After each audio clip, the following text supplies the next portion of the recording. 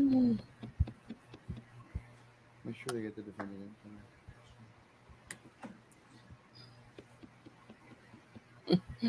Good morning. in. Come on. At least we're in the courtroom. They said they need to bring in the defendant, so I take it that the jury isn't in there either, but we have progress.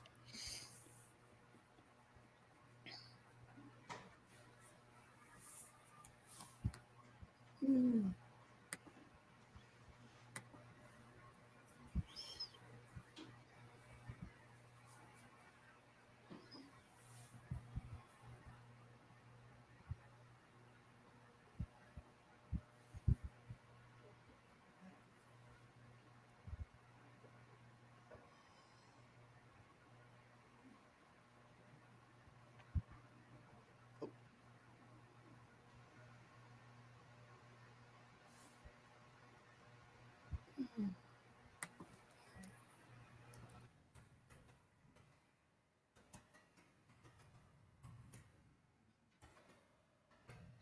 Okay.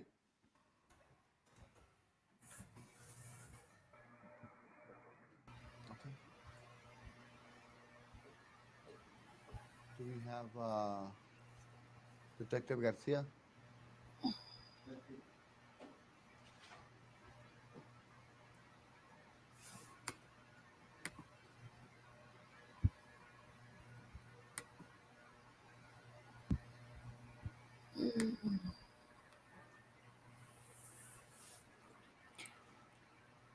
I take it since they're showing the speaker on the ceiling that they must be Good bringing morning, in. Detective Garcia.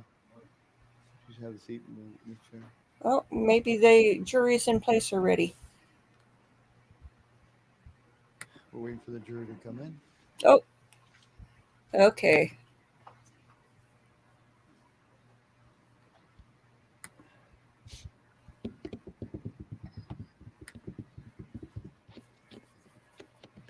This is going to be good. um, it's going to be interesting to see the You know what? We didn't tell defense try to maybe a month. dispute all of what we heard yesterday. But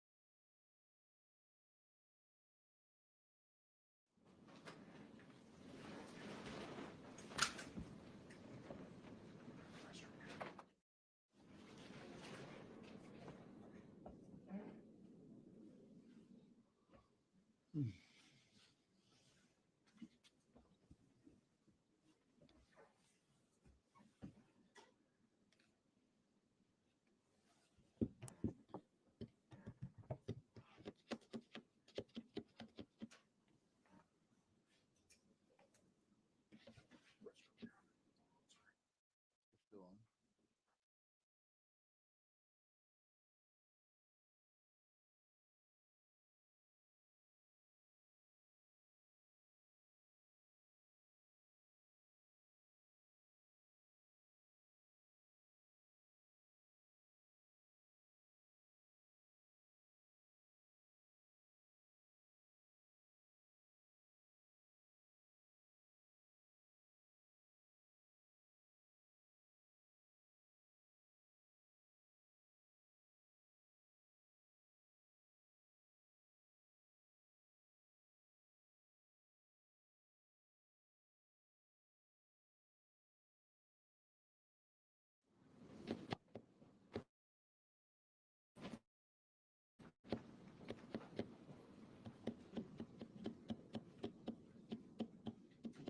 Good morning.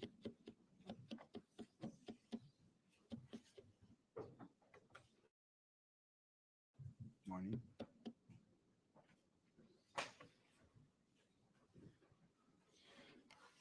Thank you, everyone. Please have a seat. And good morning. So yesterday, Mr. Peña, the state passed the witness, Detective Garcia, who's now on the witness stand. Any questions?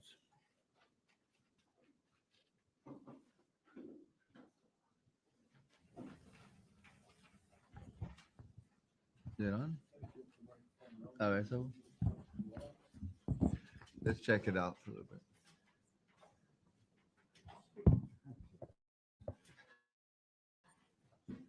Thank you, sir. Thank you.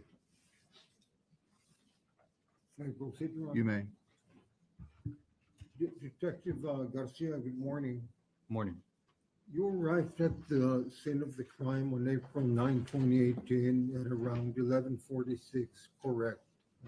46 a.m., is that correct? 11:46. Yeah, yes, correct. And the first persons that you encountered on the scene were Border Patrol agents Bradley Dennison, Francisco Lara, and Mr. Burgos, the defendant, correct? Um, at the scene, yes, Burgos, Bradley, Lara, and I believe Jimmy Smith. Bradley Dennison? Bradley Dennison, yes. Yes. And you spoke to the Border Patrol agent who first discovered the body of Grizelda Hernandez, and that was Ronald Burgos, correct? I'm sorry, can you repeat it? The Border Patrol engine? Yes. You spoke to the Border Patrol agent who Oh. first discovered the body of Grizelda Hernandez, and that was Ronald Burgos? Yes, correct.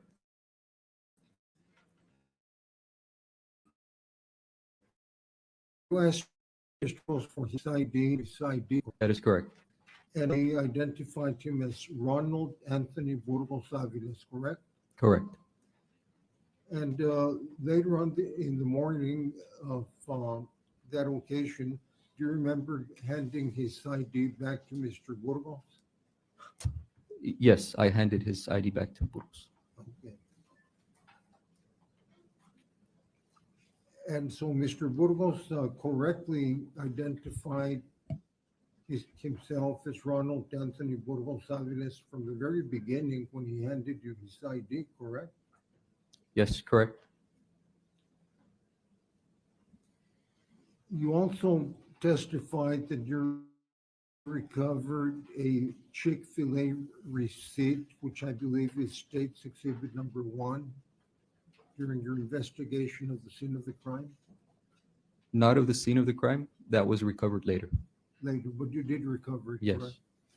And that receipt was not recovered from Mr. Burgos' patrol unit, but rather from the Mercedes-Benz that Ms. Hernandez was driving on that day, correct? It was recovered from Griselda's sister. Okay. Now, you also testified that you found 2 hypodermic needles in Mr. Burgos' lunch bag, correct? Correct. In the course of your investigation, did you discover that Mr. Burgos had been prescribed testosterone? Mm. I don't recall that. Um,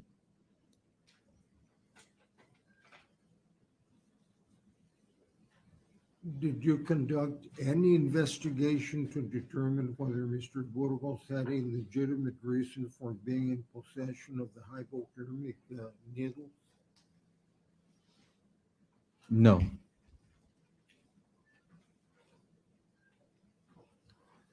Okay, so the state is relying at least in a significant part on the theory that Mr. Burgos attempted to either kill or harm Dominic Hernandez on March the 25th of 2018 when he met with Grizelda Hernandez at Winfield Park. You're aware of that, correct? I'm aware. And they have made a big deal about Dominic having what appeared to be a puncture wound on his thigh. Correct. Yes, correct.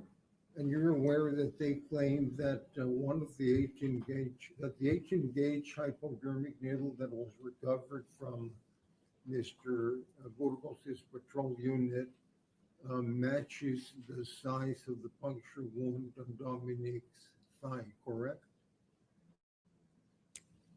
Can you repeat that again? Yes, sir. Part of the state's theory is that when Mr. Burgos met with Grizelda Hernandez on March 25th of 2018 at Winfield Park, that he intentionally injected some kind of a foreign substance into the thigh of Dominic and that it left the puncture wound in question. Yes. You're aware of that, right? Yes, I'm aware of that. Okay.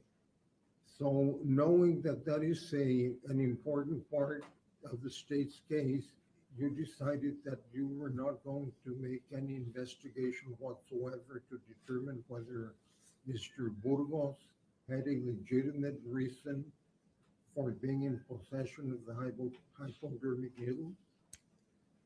From what I discovered with discussions with Corinne Stern, that she believed that it was caused either by a 14 gauge or 18 gauge needle. I really just, needed for me to find that instrument that she believed that was used. Was that the extent of your investigation with regard to that issue? I believe so, yes. Okay, so you did not investigate Dr. Antonio Rodriguez, the pediatrician who diagnosed the puncture wound as a spider Yes, bite, yes. Yes, we spoke to Dr. Rodriguez. and you learned that in his opinion, that puncture wound was caused by a spider bite, correct? In Or his by an insect bite. By an insect bite, because he was going off of what was previously told to him by the doctors or the emergency doctor's reports. And you learned that Dr. Antonio Rodriguez examined Dominic on 3 separate occasions, and on each of those occasions, his diagnosis was spider bite and his treatment was for spider bite, correct? Correct. Did you also examine the medical records from doctors' hospital pertaining to this same so-called insect bite incident? Correct. Yes. And those records also indicated that the injury was caused by a spider bite and the treatment that was recommended was for spider bite injury, correct? Correct. Did you also inspect the medical records from the emergency care clinic, which I think was a Vital Care? Vital care, yes. And they also agreed in their diagnosis and in the recommended treatment that the puncture wound on Dominic's leg was caused by some kind of an insect bite, not by hypodermic needle, correct? Correct. Now, you found 2 hypodermic needles in Mr. Burgos' lunch bag, and you did not determine that he was prescribed testosterone. Do you know that testosterone is administered by an injection? Yes, I have knowledge. Okay. So that would be a reason for Mr. Burgos to be in possession of those hypodermic needles. Do you agree? It would be plausible, yes.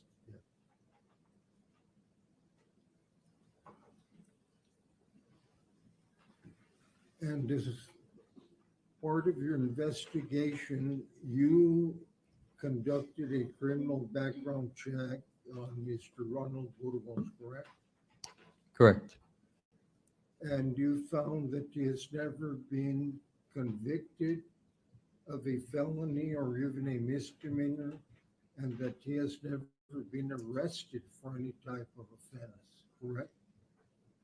Correct.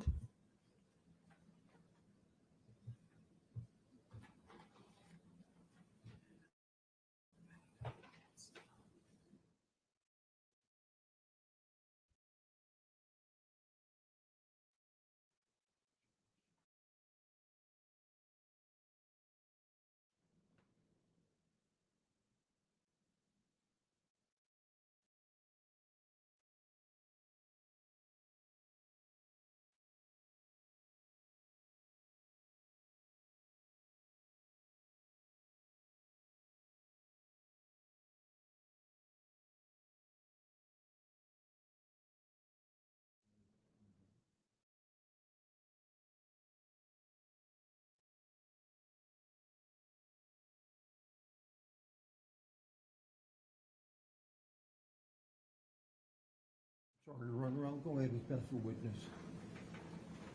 Yes. Yesterday, you testified. Is your mic on? Yes, sir. Okay, thank you. Good morning, Detective.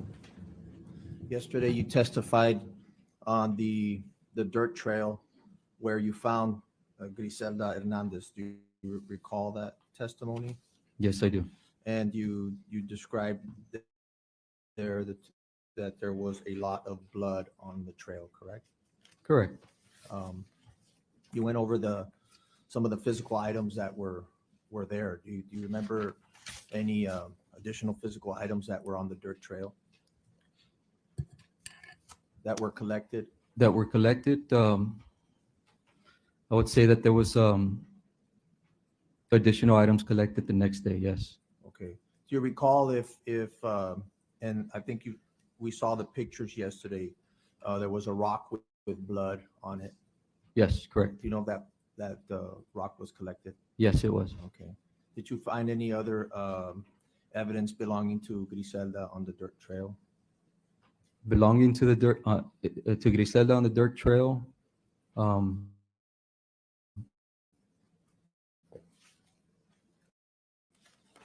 Just the blood that came back to Griselda. Do you remember finding any hair, anything else that? Yes, there was hair that was recovered the next day. And where was the hair located?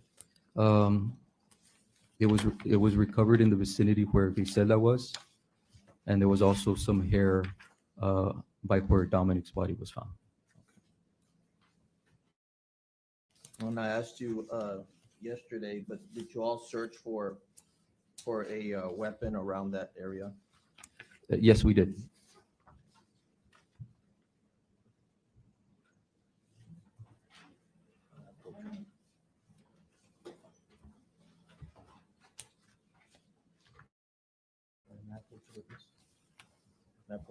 Yes.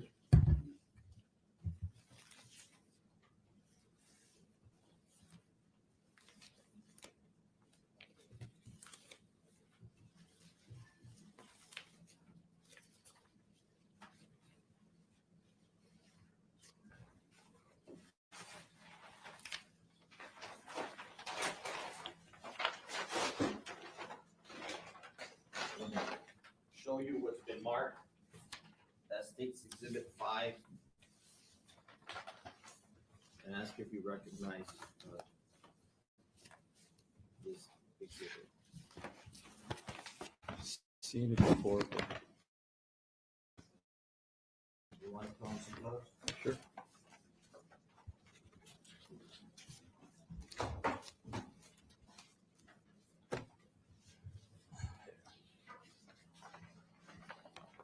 Mr. Hernandez, are the bags inside of that bag labeled separately or? Yes, sir. We did that right now Okay. before you came out. All right, thank So they'll be labeled. I'll go over them right now. you. All right. Okay, so this is State's Exhibit 5.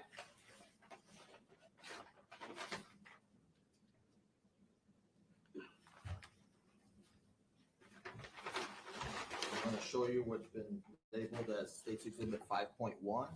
Can you look at that? Yes. Okay. You recognize that? Yes. Okay. You can take 5.2. Do you recognize that? Yes, I do. 5.3, Yes, I do. 5.4, Yes. 5.5, Yes. 5.6, Yes. and 5.7. Yes.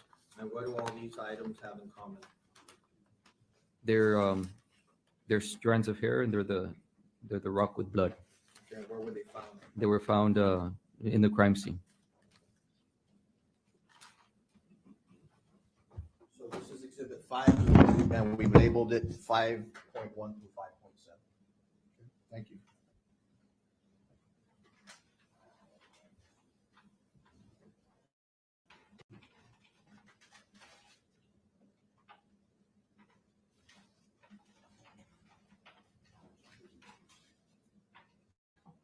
Move to introduce offer.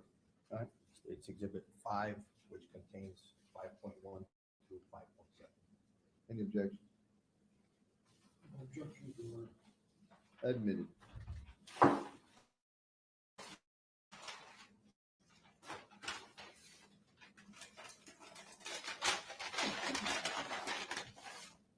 I'm going to show you what's been marked as 5.7.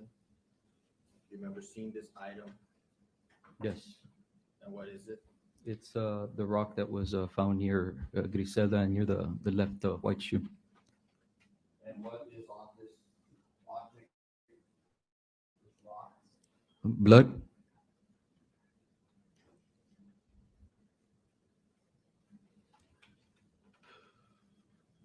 Now, when you went back the next day, how many samples of hair were found? Yeah, we collected them. We collected them all. So it's Well, I'll ask you how many evidence bags contain hair in them? You can count them. yeah, it's 1, 2, 3, 4, 5, 6. And when we say hair, what type of hair? It's human hair, long human hair. Okay, when you say long human hair,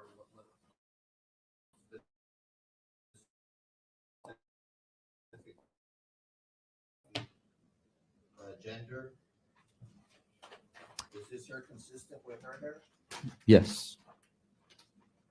And where were the hair found?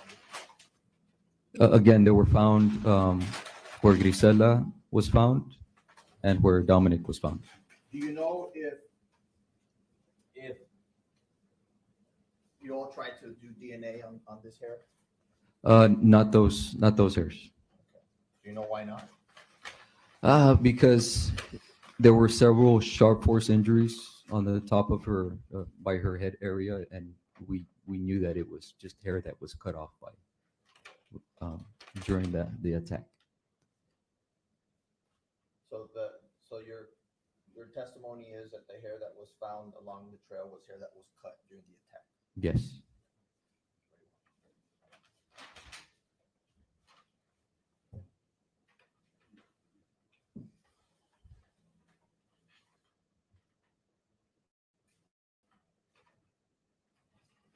And no further questions. Mr. Peña, any recross?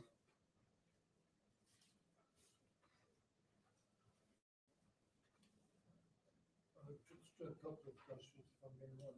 Sure, go ahead.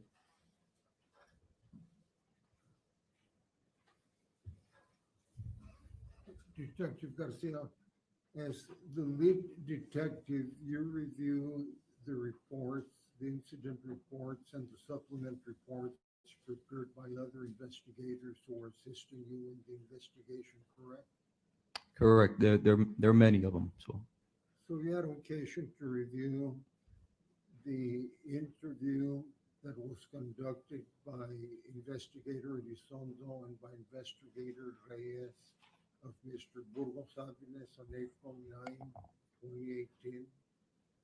Yes. During the course of that interview, Mr. Burgos advised both detectives Reyes and Elizondo that he had picked up the cell phones of the victim because he knows that they contain valuable evidence and that he put them in his patrol unit to preserve them. Do you recall him telling them that? During the interview? No, I recall him saying that he saw cell phones, but he never said that he recovered them and put them in the unit. Did he tell that to you or to another investigator? To another investigator during that interview. Do you recall who the other investigator was? I believe it was investigator Ernesto Elizondo. Okay. So just to clarify your testimony, Mr. Burgos told investigator Elizondo, I saw these two cell phones. I recognized that they're important evidence in the case, so I placed them in my patrol unit. No, Or words to that effect. he didn't say that. No, he said that he saw two phones there, and I think I believe that the questioning continued. You got to realize that we really didn't know about the phones while he was being interviewed. So I would say that the phones weren't important at that point. We were looking for phones because the sister was saying that, did you find her phones? But we hadn't found the phones in the truck yet. And you found them because Mr. Burgos told you that they were there, correct? No, he didn't tell us where the phones were. You mentioned that you didn't find them until after Mr. Burgos said that he had picked up the phones. Isn't that correct? I'm sorry, can you say the question again? Yes, I believe you mentioned that the cell phones in question were not found until after Mr. Burgos had told Detective Elizondo that he had picked up the two cell phones as evidence. He never said that he picked up the phones. He just mentioned that he saw two phones. And yes, that interview was before we found the phones in the truck. Okay. And you never spoke directly to Mr. Burgos about that, correct? No, I did not. You're relying on the recollection of what you read in Detective Elizondo's report? Of what I reviewed from their interview, their recorded interview. And you reviewed hundreds of pages of reports, correct? Hundreds of pages. Yes, it was a lengthy investigation. There were many supplements turned in.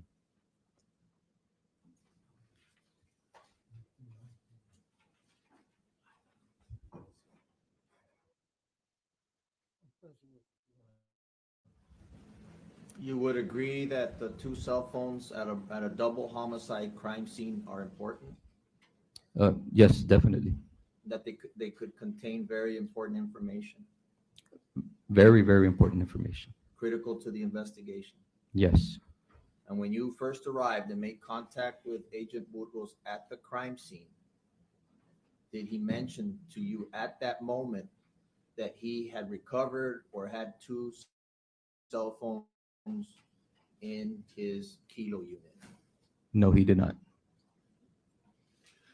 Did he mention to you that he had a bloody belt keeper in his kilo unit?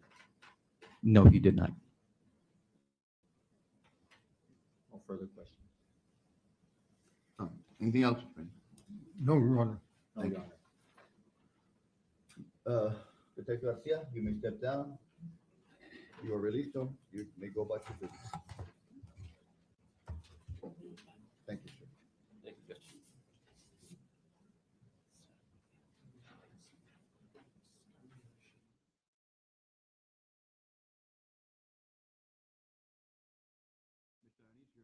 Your Honor, at this time, the state of Texas will rest. Very well. Approach, please. Thank you.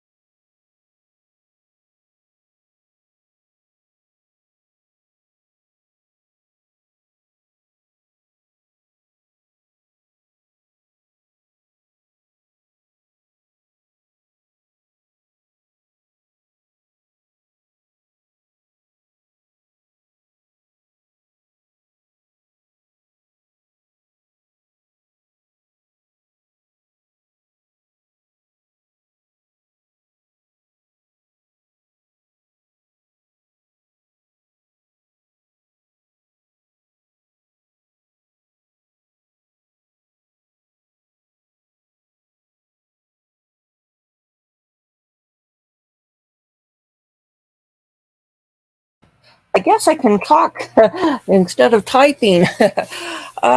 Yes, it's standard practice at this point after the state rests for the defense to say the state hasn't met its burden of proof and ask for a directed verdict of not guilty.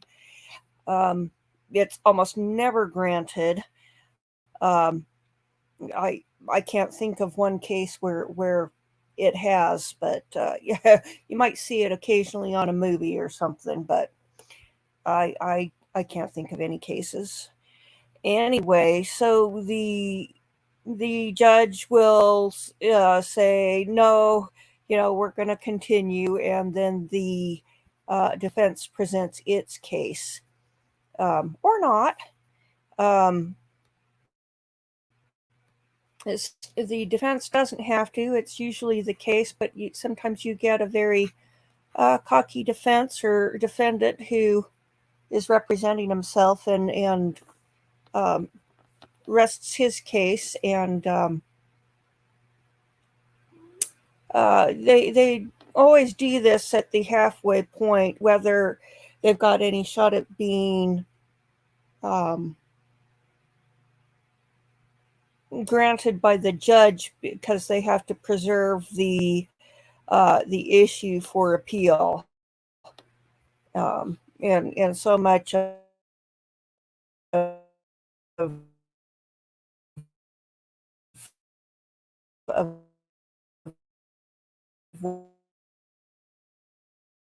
what is done, doing issues. And when first, if the defense will decide to put on any evidence, as you know, the defense has no burden whatsoever in this case, and therefore it is absolutely their right and privilege to put on anything that they'd like. And of course, the fact that they do or they do not will not factor into your deliberations, as you all know. So I think rather than have you sit there for quite some time, I'm going to release you to come back until 1 o'clock. Oh, wow. That way you can go and maybe even have lunch at home. Who knows? But in any event, you all decide. I do need you all back here at 1 o'clock. The case, even though the state has rested, the case is still not given to you yet. I didn't Remember, notice it's not that he given was to you yet crying. until all of the evidence is in, and we still don't know if all the evidence is in. 1, 2, until I've read the instructions and the charge to you, which I have not done, and 3, until counsel has given you your final arguments. So there's still a lot to do. All right. So we'll see you here at 1 o'clock. Thank you. Okay, so that's going to be for the jury, but I expect that we're going to have some issues before the court. Once the jury is out of the room, we'll find out what's going to happen, whether they're taking an hour recess for the defense to plan.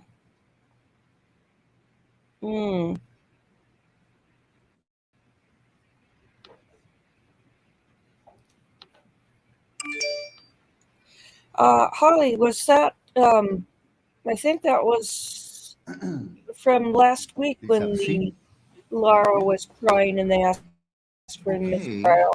But if you were watching it last night, all right, the jury is now out of the courtroom.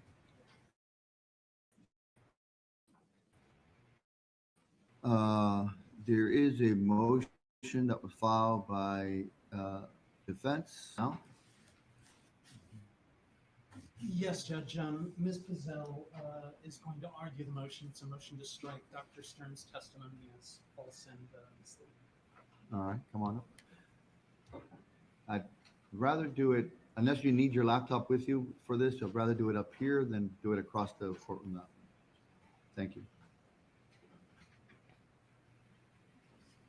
All right.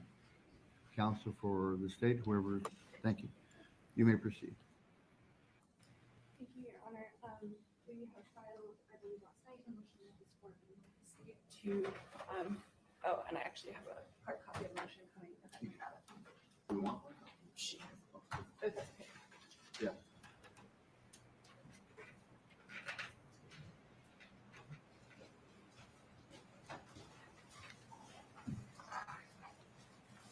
Okay, so to confirm, the court now has before the motion to correct the false testimony of County Medical Examiner Dr. Tony Stern. To correct the testimony. Well, and we have proposed several remedies. One of them would be to strike the testimony entirely, or we've also asked for a curative instruction from this court. All right. We have gone back and reviewed the testimony that came in through Dr. Stern on Monday, June 26th. She testified that she, on direct examination, she testified she passed her boards in 2001. However, she is not board certified.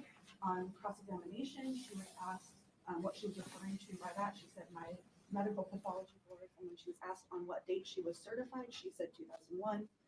She's not a board certified medical So planner. in her cross, you're saying she said that she had passed her medical pathology boards? Correct. And then she was Do you asked have when the she was testimony certified. to that effect? Well, Your Honor, we have a in unofficial transcript. If we if there's a dispute about it, we are happy to discuss that chapter. You're representing the court what was So, said. okay, so go ahead and tell me what you believe she said under, as, using your unofficial transcript. Yes, Your Honor, which has been filed with the court as Exhibit A. I'm on page 21 of that document. According to our Okay.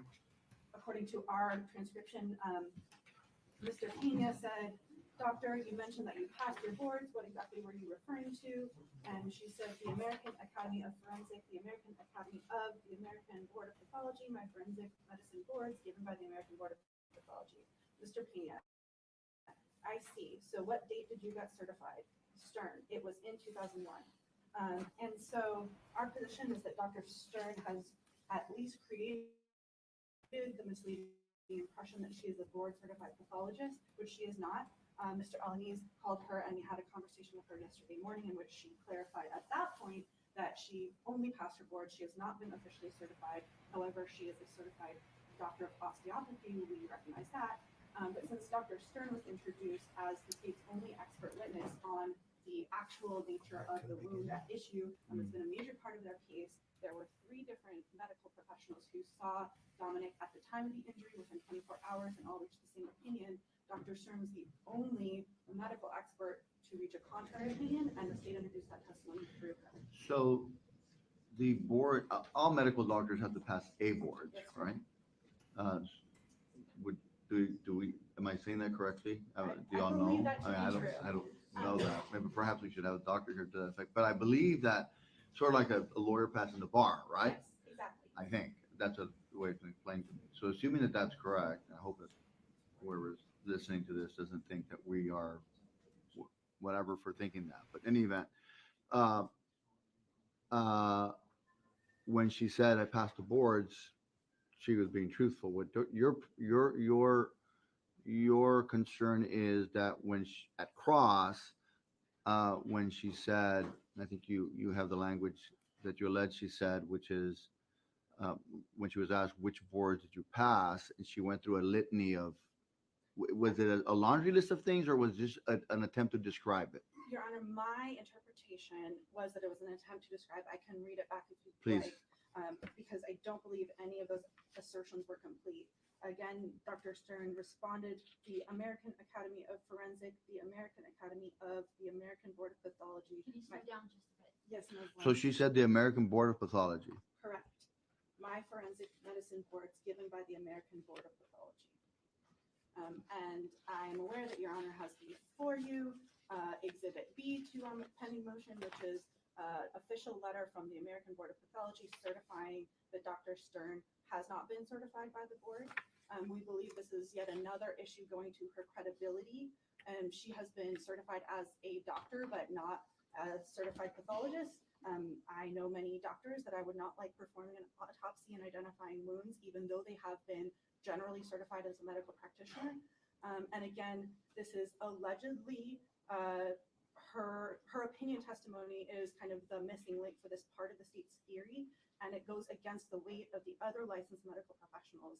Right. We believe this created at least a false impression, and the state has both a duty to correct it, and it would be a constitutional violation if it was allowed to go to the jury as it stands. And you said you have some alternatives with regard to how this should be remedied. You have one at the top of your list, and then you have other options. What are they? Yes, Your Honor, we would ask first that the testimony of Dr. Stern be struck in its entirety.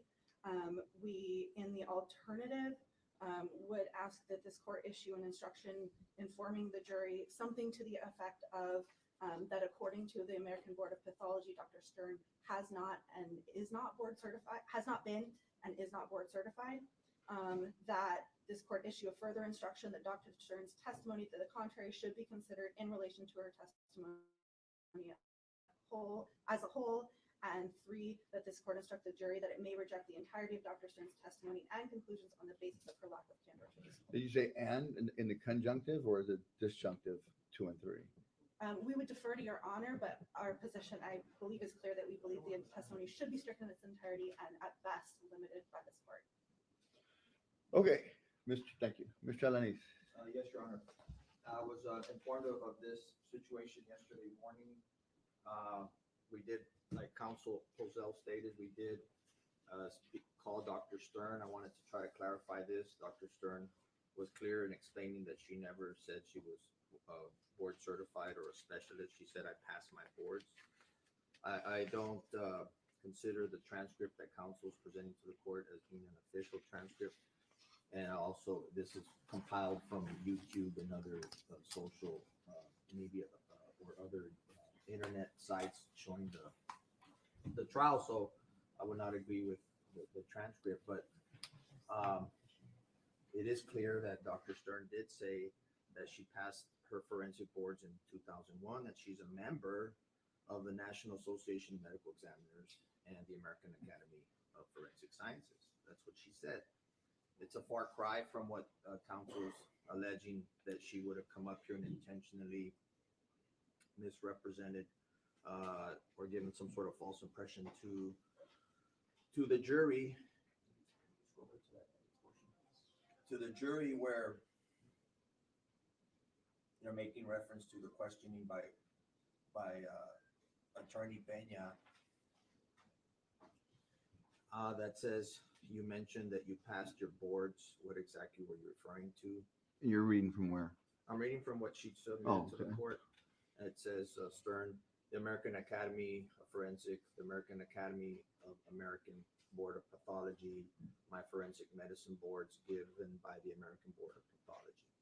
That's What does she mean by that? whatever it means. She's Board of Pathology. yeah, that she's passed her boards, her tests, like we passed our bar exam. Or The only thing is, I don't think it's the. I know that when, and again, right? I shouldn't say I know, right? well, the thing is this, Your Honor, I really think this is a play on words. Because then Mr. Peña says, I see, so what date did you get certified? Well, it was in 2001, she says. Then he says, now I'd like to talk a little bit about your history. You spent about the last 16 years as a medical examiner for Webb County, correct? And then, that's correct. And then, all right, let's talk about your work as a medical examiner in Alabama. So that's when they went into the Alabama history.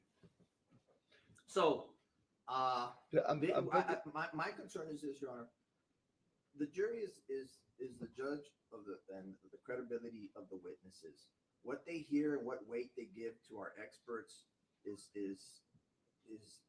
up to them, whether they believe all, some, or none of their testimony.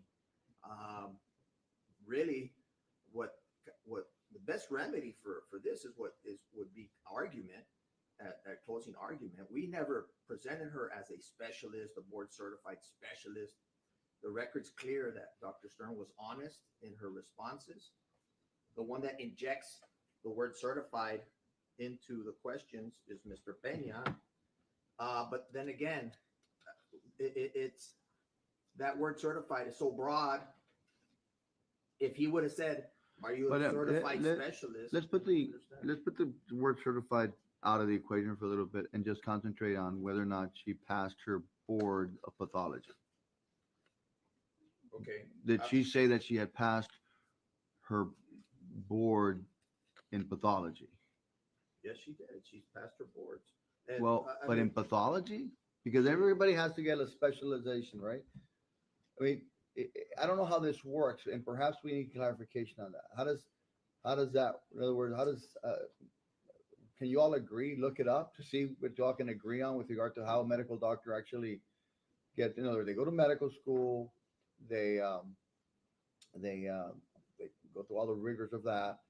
They do their residencies or whatever it is that they do, with regard to that, which is very rigorous as well. I have several friends that have gone through that. We both ended up in school, graduate school at the same time, and I finished and they did not, so they stayed behind and finished their work. And then after that, I guess they present their boards and they take a test and they pass or they don't pass the test. And if they don't pass it, they got to do it again. And so that board is what? Is that the board of just medical, whatever it is that you're doing, or what is it that it is as far as you know, Mr. As far as, Your Honor, all I could say is this, that the proper remedy in this situation already left the station. The time to have done that was under cross-examination to go in depth as to her. If there was a question regarding her licensing, her boards, her certifications, whatever it was, that's what cross-examination is for. Now that they're asking the court to do their job and saying, hey, strike her testimony because we didn't like what we heard. But then now we can bring her back. Well, they could call her back and she could clarify this, but she never got up here and misrepresented anything. She said, I passed my boards, and then he moved on to Alabama. What I want to know is, did she pass her American Board of Pathology? Because she said American Board of Pathology, or at least that's what the transcript that you read says that. May I comment? Yes. So I think part of the issue here is that our understanding from, and again, this is off the record, this was a phone call Mr. Alanese made to Dr. Stern yesterday morning when this first arose. She represented to us, again, we are not familiar with the licensing process, but that there is an exam and that is a part, but not the complete certification process. So she was never certified. She asserted that she never testified. She was certified. And to the extent that the word certified was introduced and offered by Mr. Pena, she did not clarify, no, I am not certified. I passed my boards in 2001. That would have been the opportunity. Surely we can't impeach her with this document because it's not a statement of hers. We gave her the opportunity on cross-examination to clarify the record as she insisted that she has, and it was not done. And I would So also, when was she? So okay, certified is one thing, and then licensed is another thing, right? Or is it the same thing? So when did you become a medical doctor? Do you have Your that? Honor, we can further clarify this with the full transparency state. They have her CV, which I have her CV Okay, good. here, and the court can examine. And that's part of their exhibit, right? Well, it's what they have that as far as her background. Okay, yeah, so she's licensed 2000, Hawaii, 1996. So she was obviously.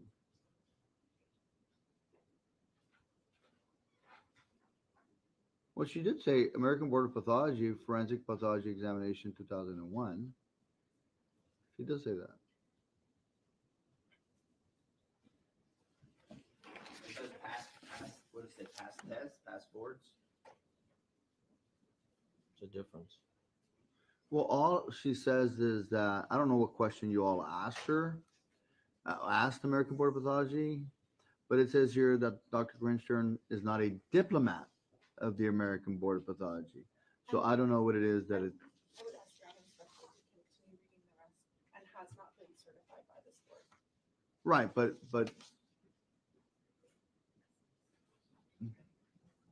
well, they didn't ask her, have you been certified by the American Board of Pathology? They just said, have you been certified?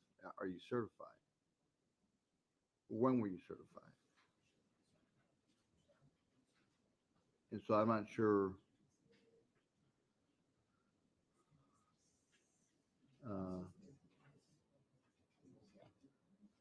Wait.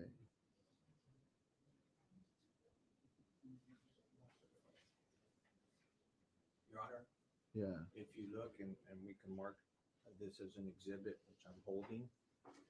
If you notice under board examinations and certifications. Yeah. When you're certified, you're a diplomat.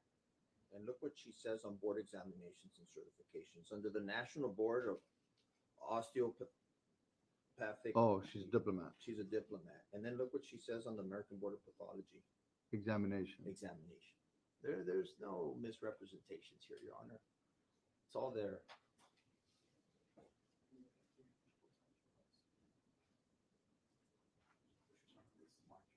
Okay, so she puts on her CV that she's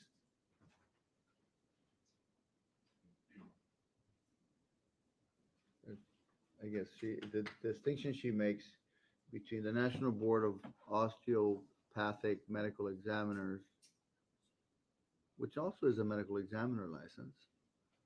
I'm not sure what osteopathic means, but that she's a diplomat there since 1996, and that on the American Board of Pathology.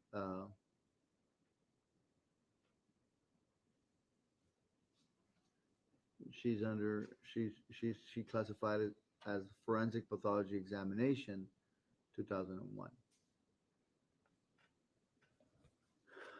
and that CV is not, it is a part of the exhibits. We did not include it, Your Okay. Honor. We'd like to submit it. As part of this, for this hearing. Yes. Judge, do you want it to be another state's non-jury? I guess it would, whatever you'd like. It's for purpose of this particular hearing, and they've attached their exhibits to their motion. We would say if it's gonna be made an argument before the jury, then we would want it to be made a trial exhibit. Oh. That was, Your Honor, even in our closing, I will not, my intention is not to go up there and call her a specialist or that she's board certified. I wasn't gonna even use those words in my closing. She's a medical examiner, and that was her opinion. What they have on their side is they have the ER, they have Dr. Rodriguez, and then they have the other clinic saying it was an insect bite. It's what the jury decides to believe. okay, what was the remedy that your remedy is just leave it the way it is, basically. Okay. We would, Aside from number one. okay, aside from number one, if Your Honor chooses not to strike Dr. Stern's testimony, we would request an instruction from this court instructing the jury that she is not board certified by the American Board of Pathology, that her answer. Well, see, I don't know if I could say that other than saying that she's not a diplomat of the American Board of Pathology. Well, Your Honor, we would also stipulate to Because that's not what admission this of the exact language from that letter. So the full sentence of the board being that she is not a diplomat and has not been certified by this board, going to the jury as an instruction relating to Dr. Stern's credibility as a whole and her opinions and conclusions in this case. We'll have to sort of like run through that. Okay, okay, number two was basically an instruction saying that Dr. Stern. Perhaps according to the American Board of Pathology, Dr. Stern is not a diplomat and has not been certified by the board. See, the thing is this, it's very difficult unless you all agree to the instruction to allow the instruction in, because it'll be an evidentiary instruction of some sort without having evidence actually in. And so I hate for it to be a comment one way or another on the weight of any part of the evidence. So as much as I hate it, they just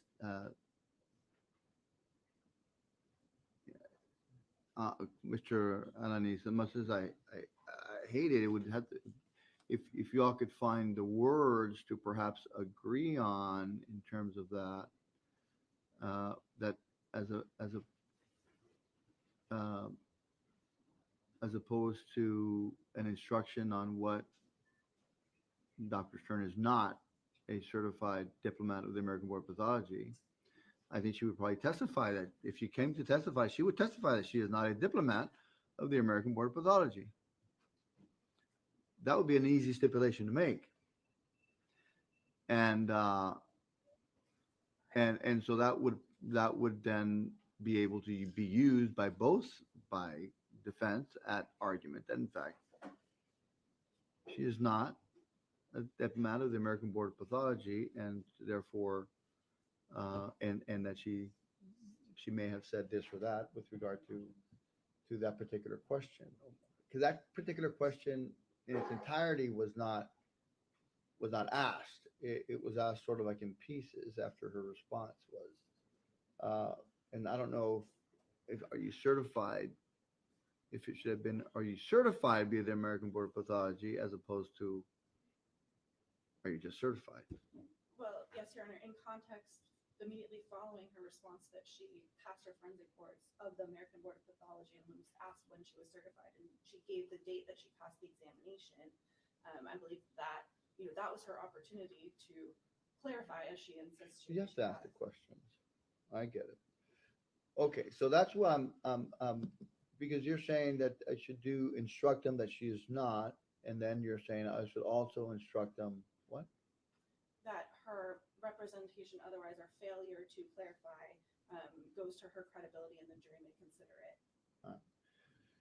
Okay, and so on your end, Mr. Martinez, you're saying, I don't think you need any instruction. I think the jury should be left the way it is, and we'll take it from there.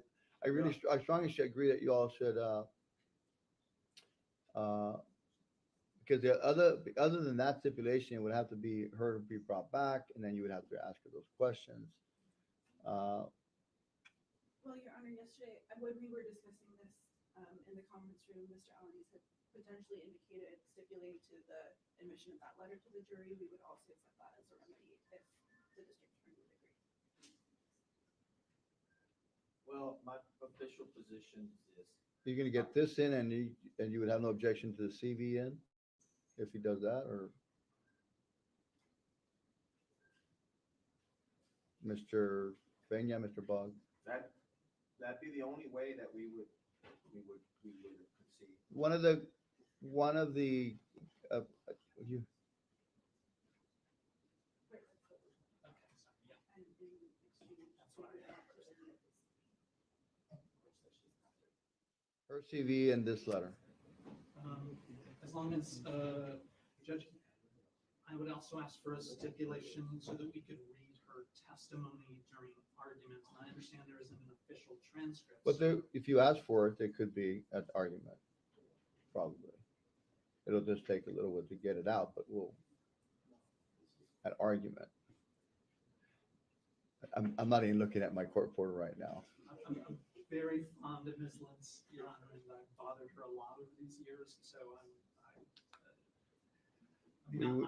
We would look for it, and then we'd see, and I say we as we're a team, and we would try our best to be able to get that out. I mean, this was not there's no daily here, so as a result of that, it's different. So, So- Your Honor, we, at the end of this, all of these arguments that are being made, the state does not agree to having,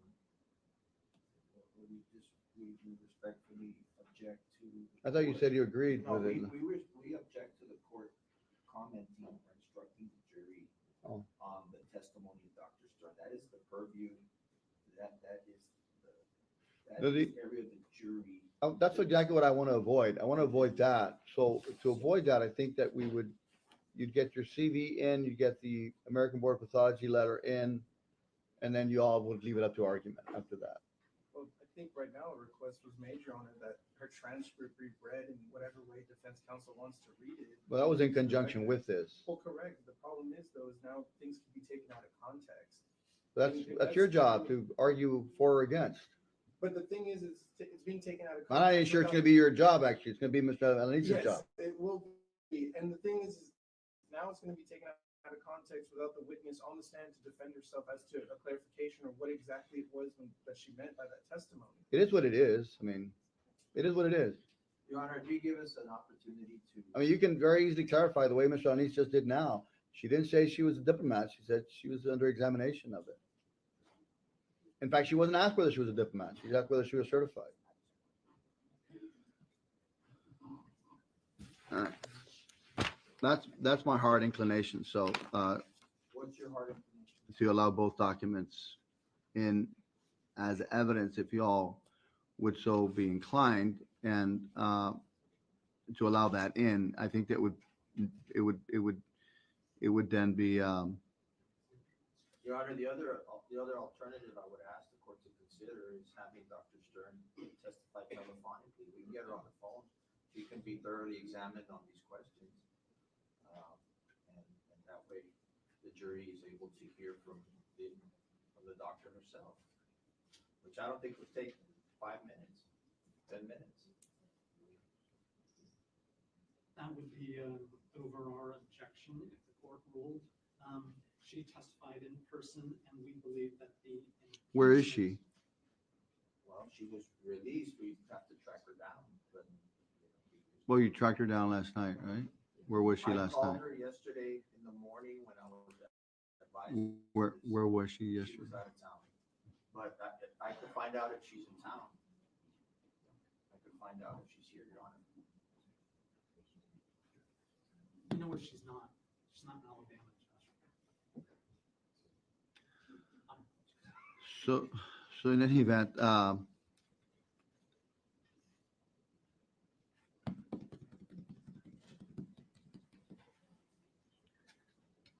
mean, that would not be the most efficient way of doing things, but quite frankly, I think you all should take a look at that.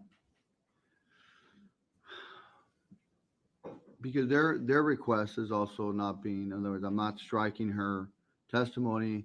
I'm not instructing the jury with regard to the weight that they should give this evidence.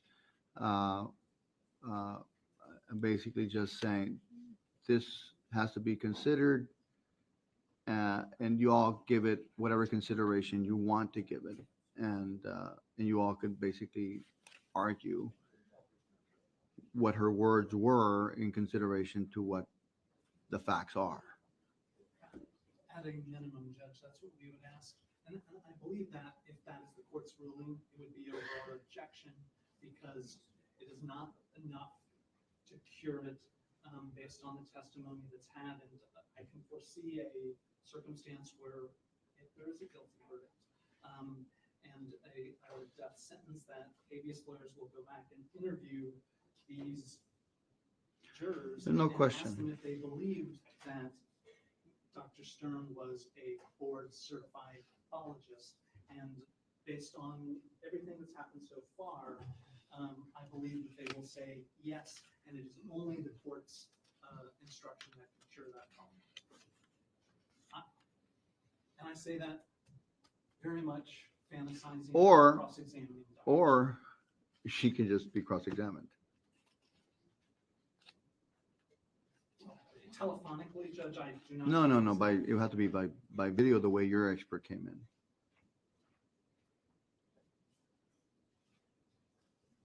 Can you give us just a couple of minutes to this, to? Yes, sir, give please. the court's suggestion of the two.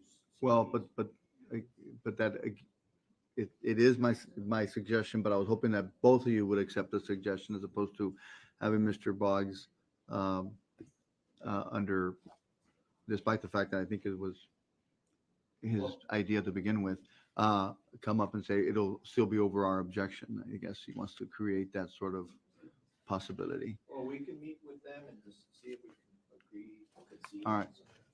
I don't think it'll take 10 minutes. All right, let's do that. And then right after that, you're going to head out to the jail to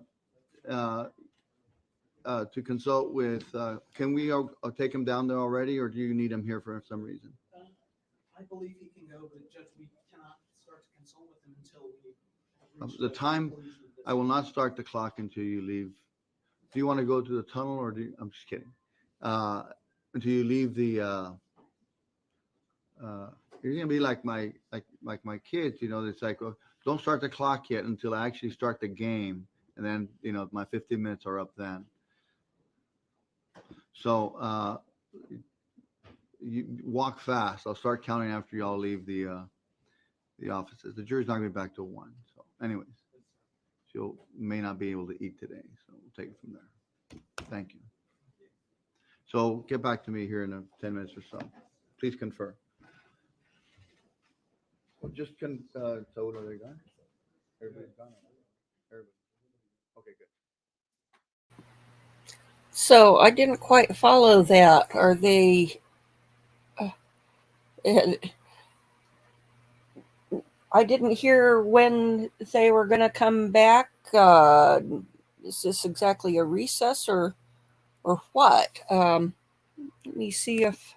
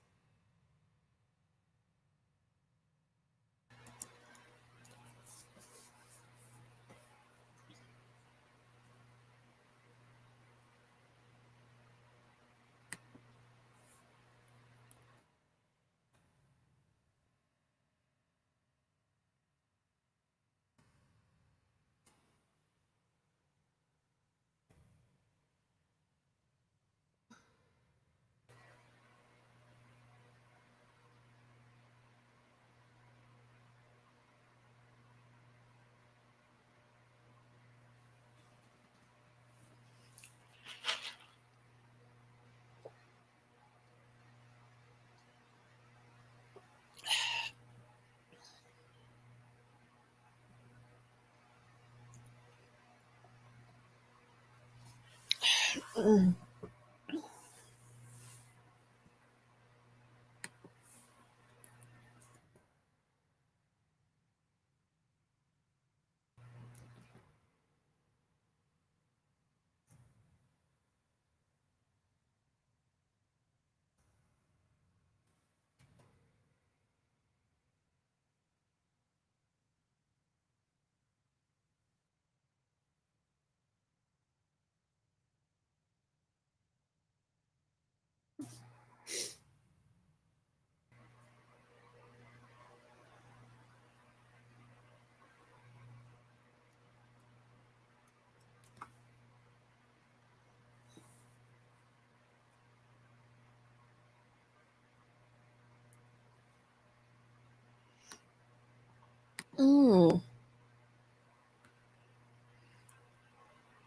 Okay.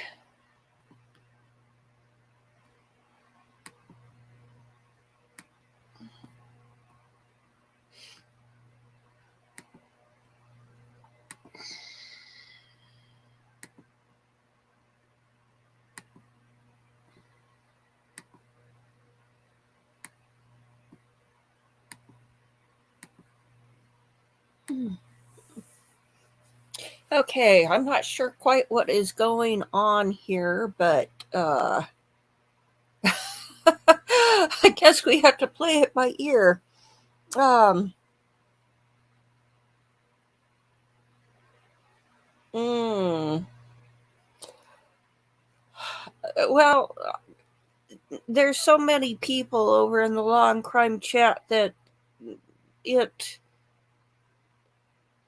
doesn't really work for me. um, hmm. Well, Holly, what were they saying about the victims? Um,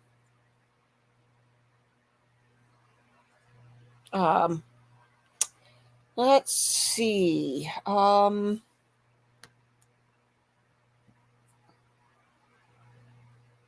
Is that what they said? I was having trouble following what they were saying. So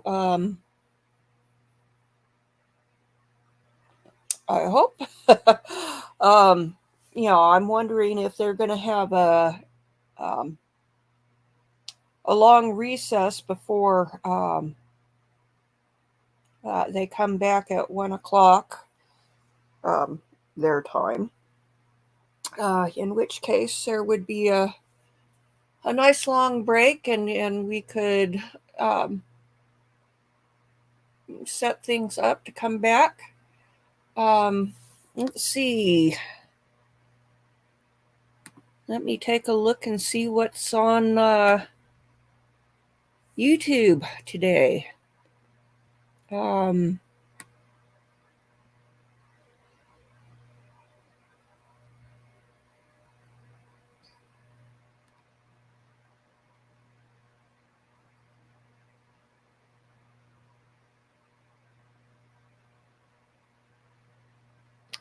Oh, hey, while we're waiting, let's switch over to this over on Court TV. After taking 1 or 2 breaths. Right. The most important thing for us to determine in cases like this is whether or not the child was born alive or not. And one of the ways that we test that is to determine if there was air in the lungs. And we can do that in a couple of different ways. We can do it microscopically by identifying that the alveoli in the lungs had expanded and were air filled. We can also do that by floating the lungs in water. The lack of maceration tells us that the baby was not dead in utero. So we really have all indications here that it was a live birth. Okay, now another thing, because I spoke with her attorney at length, he joined us on the show. One of the things he said is that that hospital had administered some drugs before the test results were back that she was pregnant. Could those drugs have played any sort of a role, whether it's morphine or something for her pain? She was in there for back pain. I know we don't have the toxicology results for you, doctor, but what would you be looking for? And could that play a role in all of this? Well, it could, but obviously it depends on exactly what those drugs were and what their purpose was. If it was some kind of narcotic, or was it a painkiller that was not a narcotic, exactly what were they? But drugs can have an effect on pregnancy. They can cause the pregnancy to come early, and then they can also do some damage to the fetus itself. It just depends on what they were. And unfortunately, we don't know at this point in time. Will the toxicology be able to render those results? Yes, it definitely should be able to. So now I'm going to ask you another question, because I've covered so many trials through the years. There are experts like you who testify, but then there's always, not always, but most of the time, there's an expert on the other side. When it comes to whether or not this was a stillbirth, could you see any scenario where a forensic expert would come in and have a differing opinion than the doctor who performed the autopsy, if you're talking about air in the stomach, aerated lungs? Is that something that could be in the gray area, or is that something that's pretty crystal clear and you would expect doctors to agree on? That is pretty crystal clear. I would expect doctors to agree on that. If the baby took a breath or breaths, there should be air in the lungs, and there was. So looking at where this battle may be, I have a feeling it may be related to that toxicology that we don't have yet. Do you see a scenario there where doctors could have different opinions about the effects and impacts that the drugs had on this child?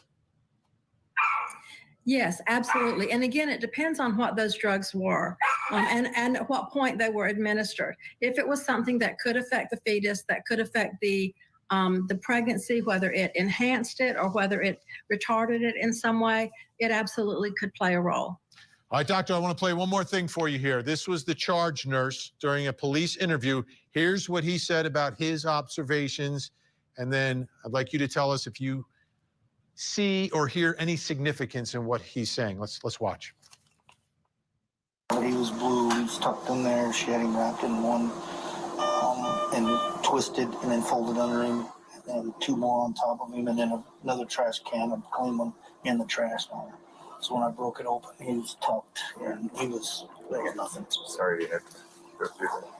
I'm serious. Yeah, everybody, it's just crazy. Yeah, I know. And that's not the placenta head? No, that's we why shipped she's her, above it? that's Okay. where she went to Loveless. Oh, Loveless. Roswell, yeah. Okay, I'm sorry. I misheard Lubbock. I'm sorry. Yeah, My she still bad. hadn't delivered the placenta. Doctor, anything there significant? Absolutely. What he describes is intentional. The baby was wrapped up and tucked in into this plastic bag and around this plastic bag, and that was intentional. There was no way that this baby would survive that. And the umbilical cord. A lot of people are wondering, like, how does someone by themselves in a bathroom take care of that part of the delivery? What scenario do you see there potentially for cutting the umbilical cord? Well, the umbilical cord is typically not that thick anyway. It can actually be torn if there's no sharp instruments to make a cut. It can be torn and severed that way. And would the status of that cord have any impact on the health of the child in terms of figuring out what happened here? Not maybe so much in figuring out what happened, but we always examine the umbilical cord when we have newborns. We examine that and the placenta, but it's for cases of infection or for cases of things like blood clots that would prevent the baby from getting the proper oxygenation. And that doesn't appear to be what happened in this case. Dr. Michelle Dupree, thank you so much for your help and your insight. Always appreciate it. My pleasure. Thank you. All right, let's bring in our think tank. They're live in studio tonight. criminal defense attorney, entertainment attorney, former state attorney in Florida, former assistant DA in Atlanta, Georgia. Daryl Cohn is with us. Also with us tonight, criminal defense attorney Meg Strickler. And finally, the man behind the glasses, criminal defense attorney Josh Schiffer. Great to see everyone. All right. Daryl, I'll start with you. Tends to lean a little bit more towards my side as a prosecutor here. What are you seeing and hearing in this autopsy? How significant will this be? How important will it be? Well, Vinny, let's look at it taken at its best for her, the mother. At the very best, if the child was not breathing when it was born, she tried to kill it. So we've got attempted murder at the very best for her. What do I think is significant, though, in the autopsy? If the baby was breathing, as apparently it was, if the baby was in a trash can with a new trash can liner above it, there's your intent. Is she telling the truth about it being a stillborn? Based on what I saw in that video, running down the hall, not happening. I'm half surprised Daryl gave her the benefit. I'm worried about Daryl. Of just absolutely skipping, any due process. He should have just moved straight to execution because there is more to this story. Right. Beyond the autopsy. Yes, there's a lot of mitigating factors here. There's some backstory to this big time. It appeared to me, now, I did not hear it, but I thought I heard that they did not know she was pregnant. And it also appeared to me that she was not of complete sound mind, because who would do that? I don't think there's intent here where I'm going to maliciously kill my baby. There are a lot of hormones happening. Maybe she was sexually abused or raped who had the baby. No, she's her boyfriend. No, and you he's don't at the know. hospital. So it's postpartum depression before she had a chance to deliver the baby? It's the fact that people are skipping to the end without going through checking out why something so disparate from normal behavior could have happened. We have a woman who is pregnant, who there were big questions about her truthfulness and openness with a pregnancy. We don't know her mental condition. We do know that there's a lot of mental issues involved with pregnancy. I'm not going to get into depth with those, but there are. There totally is. And they deserve to be investigated and looked at. But we can't get away from the fact that a child was born. The autopsy shows that the child took a breath, so it was alive, and then was placed in a position, the entrapment, which was an education for me. I think that's the new takeaway. I'd never heard that before, of entrapment being the baby's positioning in that garbage can. And the baby's wrapped in plastic. How You're wrapping the baby in That's plastic. why I think The baby mental that illness took is a breath. involved. You can call it entrapment, as they did, or you can call it suffocation, as I would. But that's why I think mental illness is involved here, and I think there's mitigating So factors what? here. So what is it takes away from first degree? I don't think she was like, I'm going to kill this baby. There's no way. No, There's more nothing to the she story. did. Nothing she did shows she more would to kill the a baby. story. No, she just had the baby, ran to the bathroom. She's in the hospital. Isn't that a little problematic And here? she That could you're simply actually given Demerol too. For back Demerol makes pain. a narcotic. Well, and I'm wondering with this autopsy, so when Yes. you're given intravenous drugs, they can kind of track that. And if it made it into the baby, they will absolutely track that drug transfer, which happens to go through. So the is umbilical the cord. defense here? There's lots here. Well, there's lots here, right? But what's the actual defense? What if she right? got What's the Demerol? actual defense? Demerol's actually a narcotic. Is it going to be about whether or not the child was alive or not alive? If the we're not child going survived or didn't Yeah. survive that first moment of We're the not birth? going there. Or is it going to be her mental state? Got to be her mental state. It's That's going to be the her only mental thing state. they have. It's going to be mental state. I skipped the whether the baby was alive Me or too. not because I think it's a red herring and that's a desperation defense. I think you stipulate that the baby was born alive and that terrible actions then immediately took place. And the focus is on what brought about those terrible Exactly. actions. This is a case. It's not going to be a trial. There's going to be a plea. Not a They're gonna- trial? Nope, No, not going to be a no. trial. Trial. They're going to work this They're gonna out. sit and A down. she's lot gonna of have these cases are trials. We've covered them here at Nope. Court Not TV. this Skylar one. Richardson. Not the same Same Politically, thing. we'll have to see how aggressive this prosecutor is. We've had a rash It's of first degree. prosecutors. It's not. It is not first degree. Those are the There's charges. no Those are the way. charges. And how about this? Today- How about today. this? How about this, Oh. though? How about this? What if there's evidence that she knew she was pregnant? How No. important is her knowledge of the pregnancy? Stipulate that she knew she was No. pregnant. No, because the story is she didn't know. No, she told She her went to the hospital for Yeah. back pain. And if No you idea keep she was believing pregnant. everybody like that, you don't even know where you're going to end up. She knew I she spoke was with the pregnant. lawyer. It seems like that is going to be That's her their story. story. And you That's her trust story. lawyers all of a sudden? The story is not going to be the truth. It's a story that's going to try and fit the facts. It's not going to work. They're going to work this out into some sort of plea bargain. I agree. No I choice. agree. All right, Totally we shall agree. see. They all agree. Yes, Yeah. yes. And I don't believe it's going to be for mega time. Will there be time? Yes. But not I don't mega believe time, it's I going to agree. be mega We time. shall-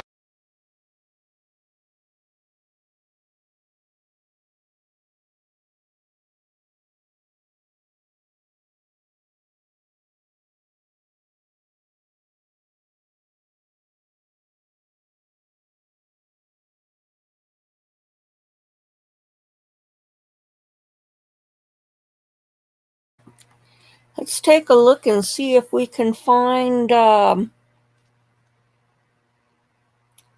something else on this case.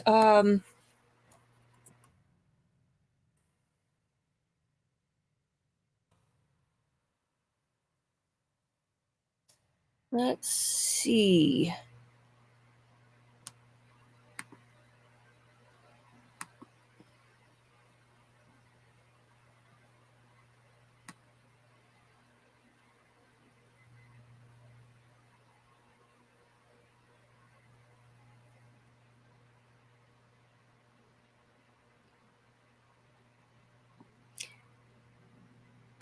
Okay, let's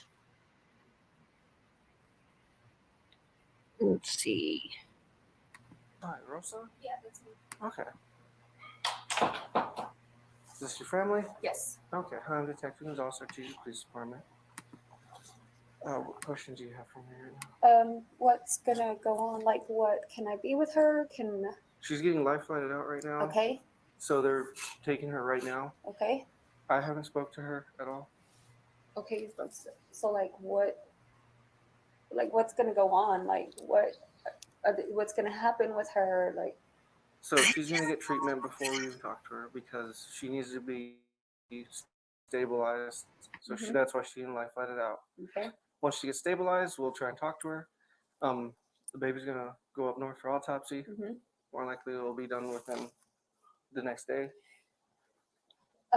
Is she gonna get taken after like she's released? How? Get what? Like, are y'all gonna take her to custody or anything like that? Like, That depends what? on what the DA finds.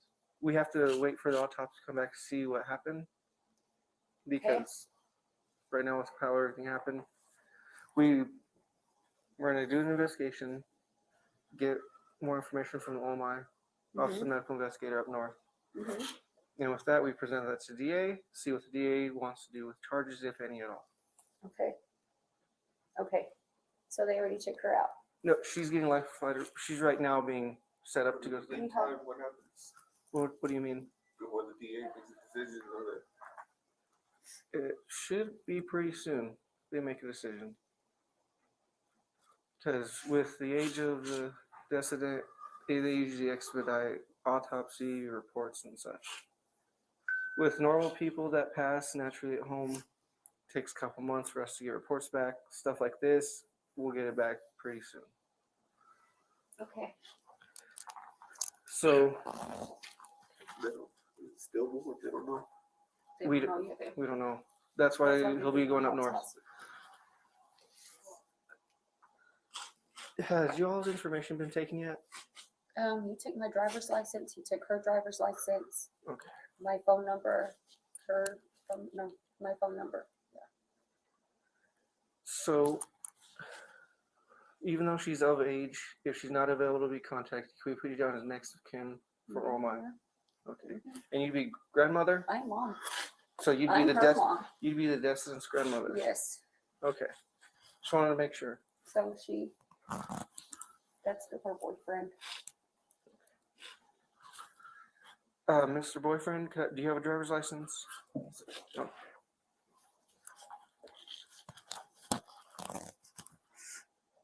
And is the address on you current on the driver's license? Because determining on what the OMI does, if she's still in medical, and they do release the infant back, it'll have to be released somebody.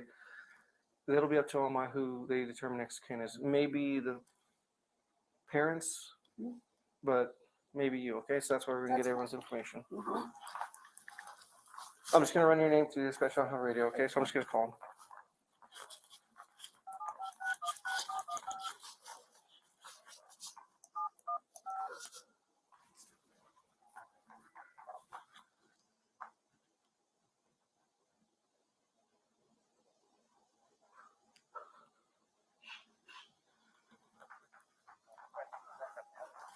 Hey, Houston's off 7:15. Are you on APD? For the AGH call, can you run 1 OLN at New Mexico?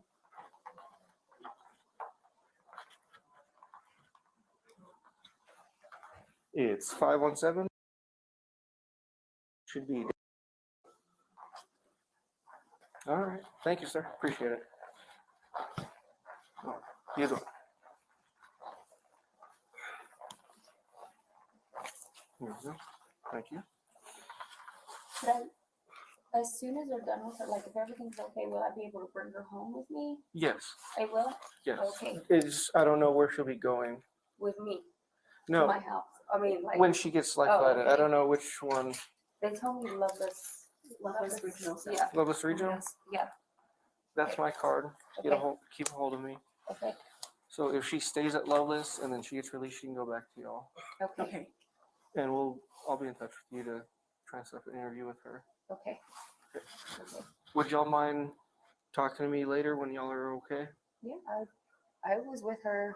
I know she talked to him for a while on the phone. And then she came to me, so I've been with her the rest of the time. Today? Mhm. Okay. So what did she come here for that she told you? She told me she had back pain. That's it? That's it. Okay. Has she been having back pain before?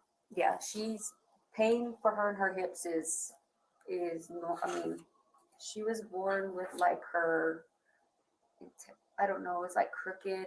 Her spine? Okay, because my ex-husband, he hit me. He beat me whenever I was pregnant with her. So she was early. So she had some problems with her hips. Like I always had to take her to chiropractor to get adjusted because she couldn't use, like, she was always getting constipated. Like she had to get lined up, whatever. So, I mean, I've been taking her to chiropractor because I always thought, well, this time, I didn't know. I honestly didn't know she was pregnant. I didn't know. I just thought, like she said, I had back pain while my hips are hurting me.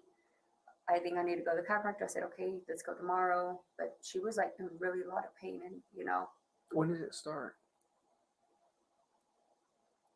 Like the pain? Yes. Yesterday she said it was really bad, that her hips were hurting and her back. And then last night we're on the phone together and she said her hips were hurting bad. I said, asked her if anything else was hurting. And she said just everything. And she went to sleep. but she's a cheerleader too. So she's big in cheers. They have cheer competition. She works out. I mean. And she's been active this whole yeah, time? Yeah, she's been active this whole time. And who does she live with? With me. So Parents. Oh, that's, Oh. yeah, 'cause she's in school. She's a senior. So, And how long have y'all been together? Almost 2 years. 2 years? Okay.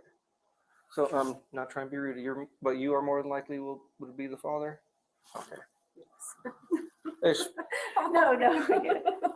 We get sometimes it. it happens. So with everything that comes with that, gets a little shaky when it's newborn, stuff like that. But with like death certificates, stuff like that, Terpening and Sons, if you choose to use them, we'll be the ones to help you get those.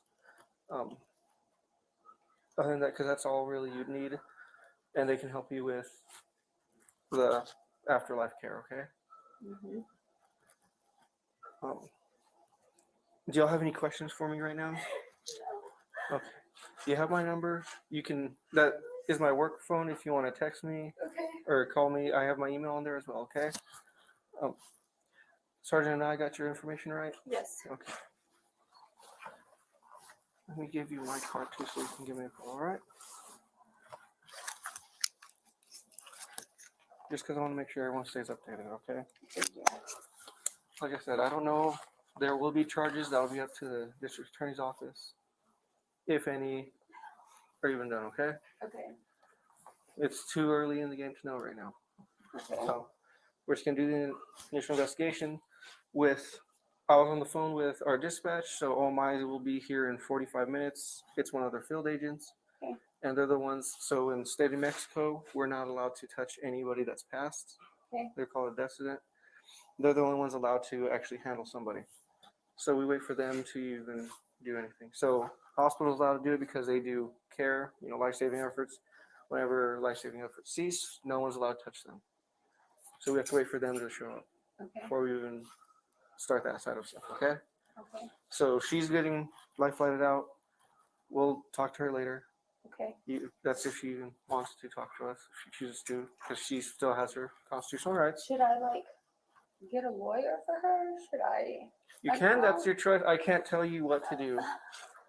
That's something that y'all as a family have to talk about, okay? Well, why don't we want to talk to her over the Roswell? Yes. But I know right here they won't let her. Yeah, they wouldn't let us. She should be gone by now. Okay. So that's with the helicopters coming in, they want nobody near it, so that way you can't mess with anything.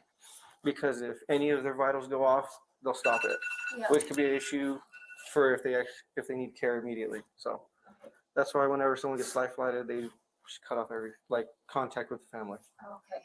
because they're making sure she's getting set up to get transported out. Okay. So that's why they tell you leave. Yeah. It seems very harsh, but it's because with the flight nurse, the flight doctor, they have to make sure everything stays constant. Okay. So she should be gone by now because she was already getting prepped whenever I came out to y'all. Okay. So with that, like I said, she'll be leaving. We'll stay here with the decedent and go from there, okay? Okay.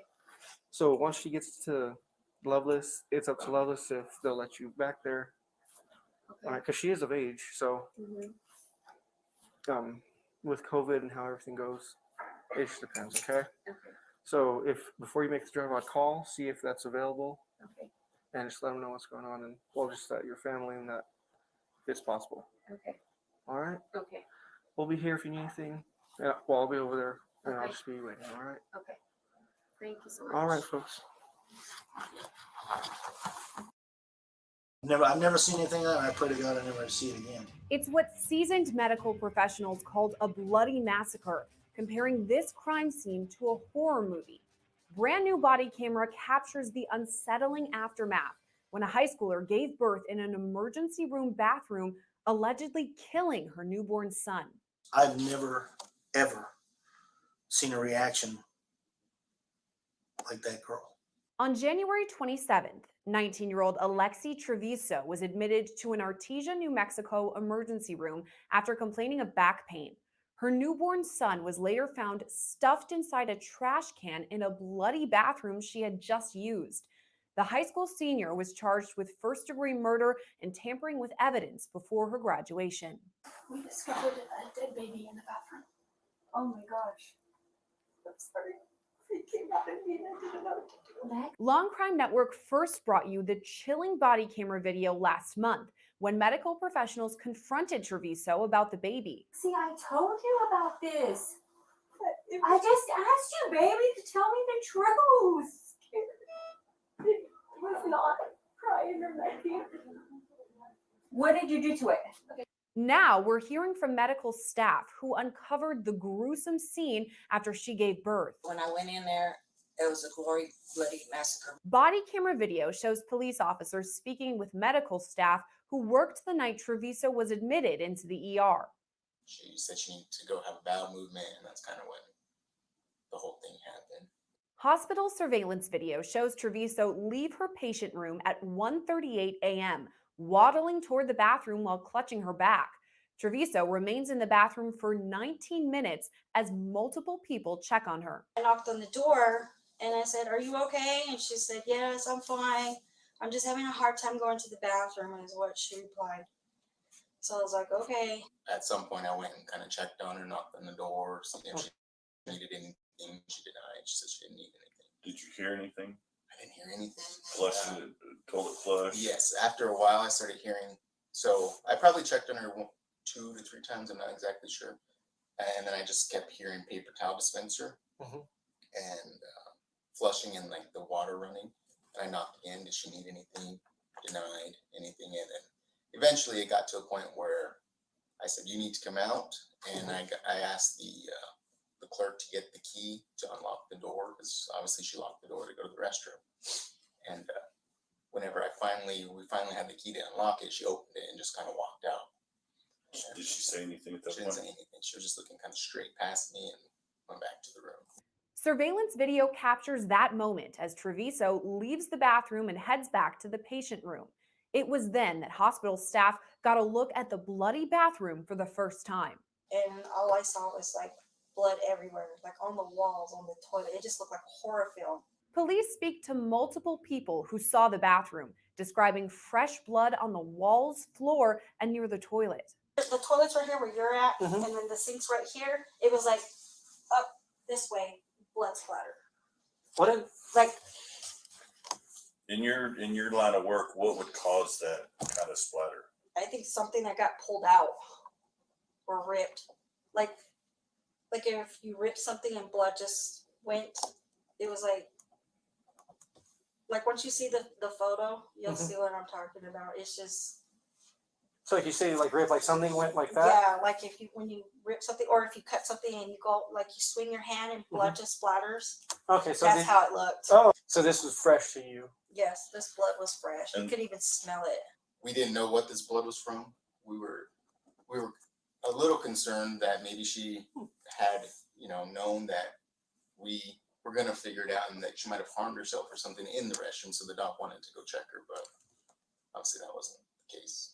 Unclear as to what had happened, other nursing staff care for Treviso, believing she had a miscarriage. Oh, she came out of the restroom. There was a little trail of blood from the bathroom back to her room. We went to her room. I went to get her undressed. The doctor came in, explained to her that she had a miscarriage. Her and her mom had a back and forth about it. The doctor said she had a miscarriage? Yeah. Okay. She said it seems essentially, like, I'm not sure the exact words, so it was a few months ago, but she said, it seems that you've suffered from a miscarriage, which didn't seem totally abnormal. I've seen awful miscarriages before that are very bloody. Right. And so. Was she bloody? Like and then her there was, legs? And yeah, she had blood all down her legs, and then there was like blood in the bathroom everywhere. So. Where exactly was the blood and how much? It was a good amount. It was like on the floor. Minutes later, cleaning staff arrived to wash up the bathroom.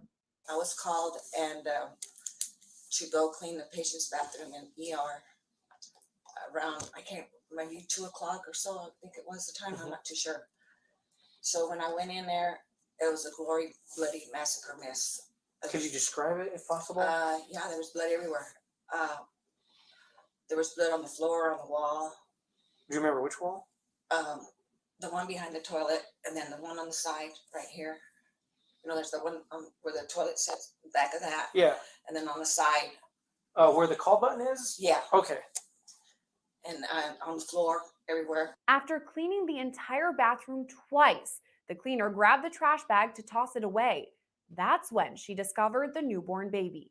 When I went to go through the trash, I felt that when I picked up the trash and I looked in it, there was trash in it, but I knew that it didn't feel like when I picked it up, it was some weight. So I thought it was the trash bags, because we put the trash bags on the bottom. And so I started getting the trash out. And then when I did that, I seen that there was a baby in there.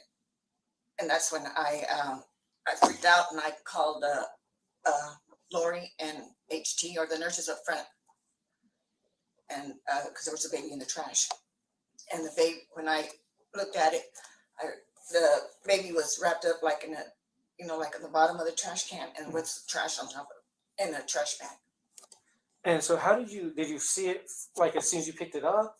No, after I picked up the trash bag that was on top, okay, where they were throwing the trash at, when I picked that up to change it, that's when I noticed that there was, when I seen the baby.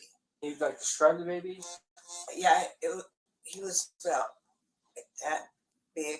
He had hair, and he was like purplish, but still not like pink. I don't know how to describe it. He was like, he wasn't bruised or nothing like that. And he was like purple, pink skin type color. The cleaner then calls for a nurse who describes the disturbing moment the infant was discovered. And then when I picked it up, that's when I noticed it even more, because all I saw was black and purple.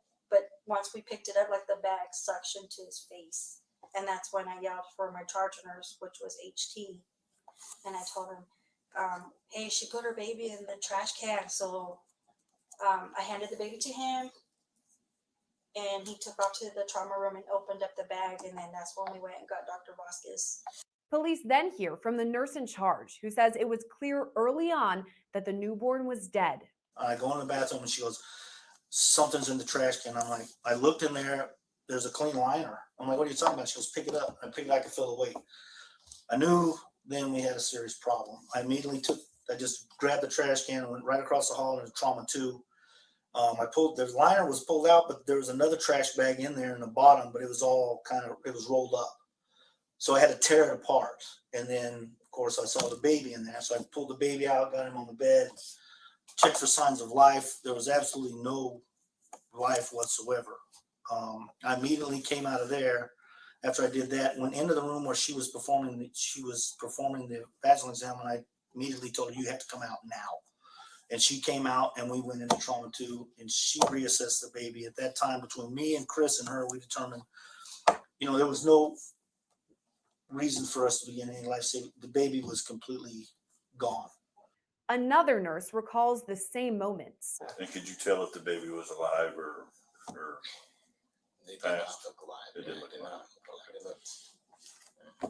But also, I think the time had passed since she left the bathroom and it being in the bag, it was just. How long do you think that was? Maybe like 10 or 15 minutes. I just have to guess. I don't know. We brought the baby up. We called the doctor, obviously, out of the room from her exam. And we came in, doc assessed the baby and, basically determined it was not viable to completely work the baby and all that. So. That nurse tells officers he believes Treviso knew she was pregnant and wanted to hide it from medical staff. It seemed like we were being just deceived from the beginning, but that's just my take on it. It seemed like she was very manipulative with us, and it was at least what it seemed like to me. She didn't want you to discover, that she was pregnant, and she wore really baggy clothing. And she wouldn't sit still for you. I'm sure she was very uncomfortable too, but yeah, she wouldn't allow you to do it. It seemed like she'd been trying to hide this pregnancy from her mother for some time. Mm-hmm. So if you know you're pregnant, you're not going to continue taking birth control pills. But if you're trying to hide it, you might start taking weight loss medications. That's just kind of what it seemed like in my head. Other staff described the lengths Treviso allegedly went to keep her pregnancy and birth a secret. The umbilical cord looked like an animal had tore it apart. Like, have you ever eaten string cheese? Mm-hmm. And, when you twist it, that's how the bottom of the umbilical cord looked. And I just remember it caught my eye, and I was like, God, this chick really ripped this thing apart. After this, medical staff call the police and alert Treviso about their discovery. I'm sorry about this, but in terms of delivering a baby and it looked like you tried to hide it, we do have to have the police involved. And that thing was crying.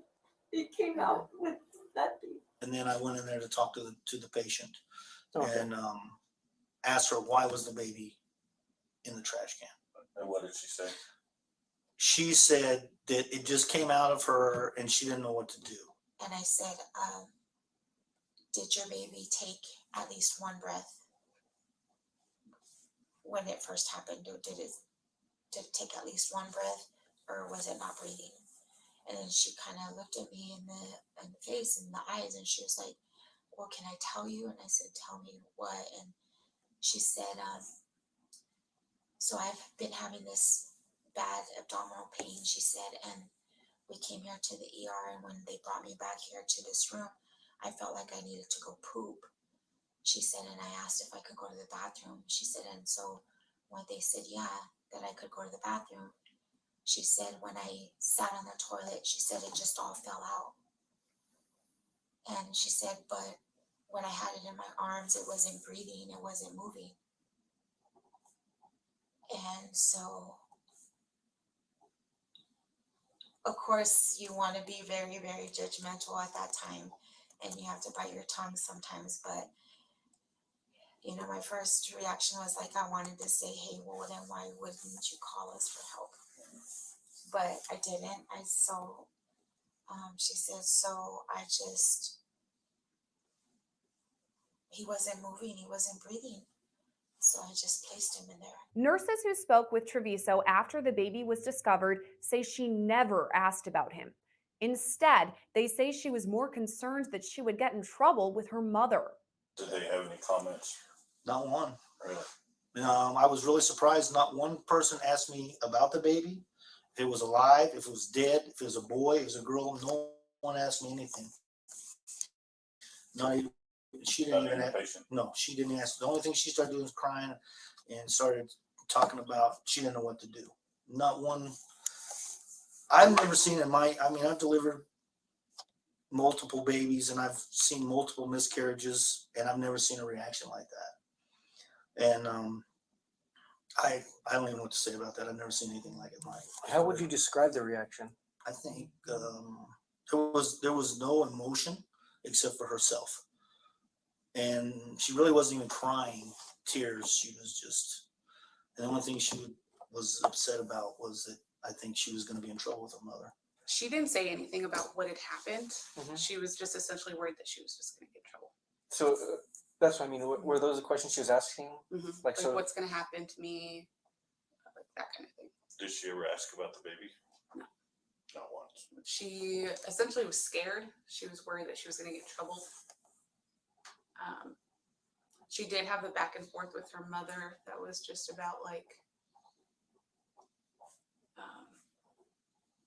they had said, oh, the mom was upset because she had had sex and hadn't told her. So they were going back and forth on that. And then she was just denying it, which was a little out of wasn't really deniable at that point in time. Right. So the patient was denying having sex at this point to her mom. Yeah, she was trying to state that she was still a virgin. After she came in from the bathroom. Others believe Treviso knew she was up to no good. She definitely knew what she was doing, and what was doing was wrong, because of the way she was talking to me, just stating, I didn't realize I was pregnant, and, but I'm taking birth control, so, she was panicked, but, I didn't see her being in a state of mind where she did not know what she was doing. Multiple hospital staff members say the incident is not one they will soon forget. When there's like one or two things in the wastebasket, I usually pick it up and take it out, but I didn't that night.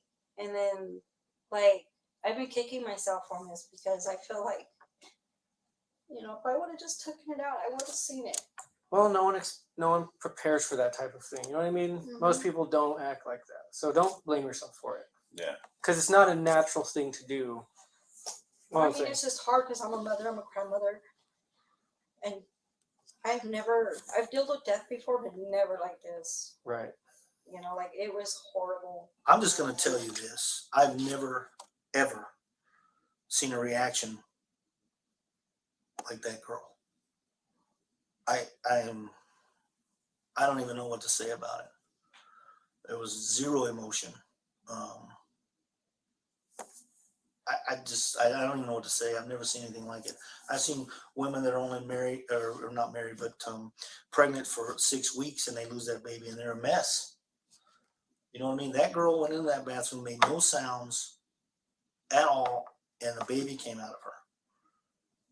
And I don't even know how she functioned that way to do what she did and with no emotion. I've never seen anything like it. And it was a pretty good sized baby. Pretty good size. It looked term to me. Yeah, me too. It was term. I can't tell you that was, but the only thing that upsets me the most is I understand she was scared, and I think her mother had a big dynamic on her, and I understand that. I think her mother was probably pretty controlling. I don't know that. I'm just speculation. But she gave me no chance to save that baby. I had no chance, and that's not what I do. My job is to save lives, and I had no chance on that baby. She gave me no chance. And we are a facility that you can drop the baby off, no questions asked. You can just leave the baby and go. I don't care, as long as you bring the baby to a safe. We are one of those type of hospitals, so it's hard to fathom what was going on in her mind. I don't know. I've never seen anything like that, and I pray to God I never see it again. A jury trial date for Treviso has been set for October 2nd. If convicted on the top count of first-degree murder, she could face life in prison. Reporting for Long Crime Network, I'm Sierra Gillespie.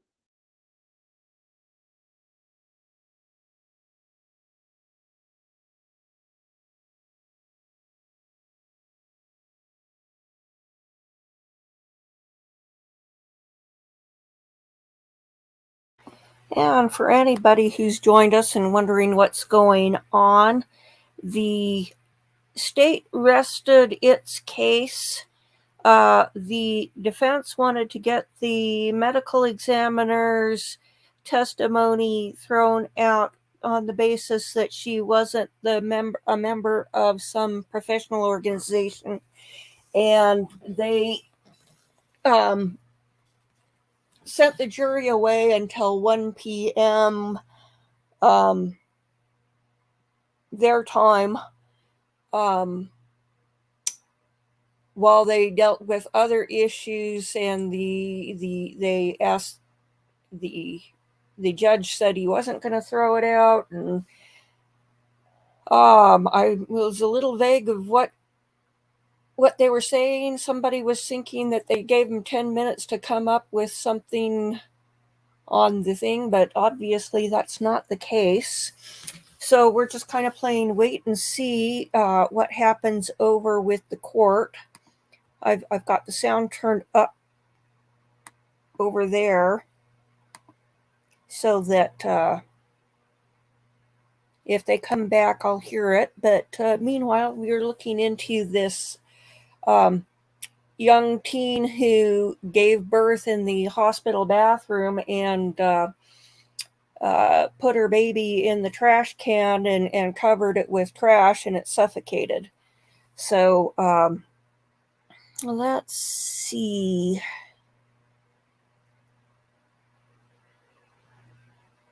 Looking to see what else we've got over here. Maybe we'll go over to the wall of ham while I take a look and see what else we've got on the teen mom.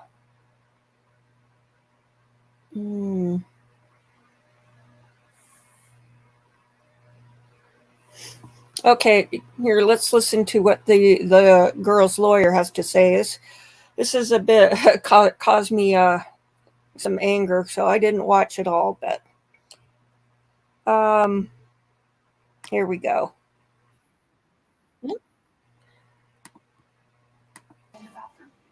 Oh my gosh. I'm sorry. It came out in me. I didn't know. We're now hearing from the attorney for a New Mexico high schooler accused of murdering her newborn son by tossing him in a hospital trash can. He says his client didn't even know she was pregnant and alleges there may have been malpractice on the hospital's part. But not a single one of them told her that she was pregnant. Not a single one of them told her that we need to examine you. Body camera video of the January 27th incident has gone viral, showing police and doctors speaking with 19-year-old Alexi Treviso after the baby was found in a trash can. I'm sorry about this, but in terms of delivering a baby and it looked like you tried to hide it, we do have to have the police involved. And nothing was crying. It came out with nothing. At the time, Treviso was admitted to an Artesia, New Mexico hospital for severe back pain. And she went to the hospital thinking that she was suffering from low back pain and severe abdominal pain, and went there and indicated on a pain scale of 1 to 10 that she was at a 10. After cleaning a bloody bathroom Treviso had just used, a hospital staff member found the baby inside a trash bag. She put the baby in the trash can, and then she put another clean liner over the top of it. Oh, wow. Okay. So when they looked in there, there was no trash in there, but it was underneath the clean bag. The baby's dead. Okay, we have him in trauma too, but She killed the kid. Yeah. How old was the baby? I don't know. It's full term. She just had it. She had it in the bathroom. Was what happened. The newborn baby died, and Treviso was charged with first-degree murder and tampering with evidence this month.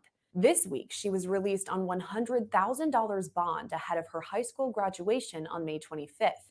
But her attorney, Gary Mitchell, tells us she will not be attending. She's 19 years old. She's a high school senior, graduates next week, although they're not going to allow her to go to her graduation because of the controversy in the community. And they just don't want to have any chaos. She's agreeable to that. Law and Crime Network reached out to Artesia High School for a comment. The district superintendent responded via email, quote, "I am unable to make a comment on personal student matters." They asked very politely. Artesia is one of the finer school systems in the state of New Mexico. And they at least honor their protection of students. They're very good about that. And they simply ask, and there was not an order or a command from the school as far as we know. They just asked that she not be there so as not to generate any issues whatsoever. And so she agreed to that. But she took her last final and is to receive her diploma. Mitchell says Treviso went back to school in January after giving birth, but after her arrest, only returned to take a final exam. He says she has a 3.8 GPA and has already committed to attend New Mexico State University in the fall. On top of that, he says she's never been in trouble before. She has absolutely no criminal record, not even a moving traffic offense, no juvenile record, no suspension from school ever, no infraction at school, and an honor student, and already admitted into college. And a member of the cheer team since she was a freshman in high school, a member of the choir, just an all-round top-notch student and person. Just never been in trouble. On January 27th, when she was admitted to Artesia General Hospital, Mitchell says Treviso didn't expect to give birth. So she is shocked whenever she delivers a baby. And then the issue of what caused the baby's death is going to be one that's going to be litigated. I already have a real good idea what caused the baby's death. It had nothing to do with my client. She was not at fault. Mitchell says Treviso had spent 4 hours working out with her cheerleading team earlier in the day and was dehydrated. He says pregnancy didn't even cross her mind. There's no question that she thought she had been protected. There's no question that she had wisely used birth control, she and her boyfriend. So, but obviously it didn't work. Upon arrival at the hospital, Mitchell says Treviso was loaded with medication, including Zofran, sodium chloride, and morphine.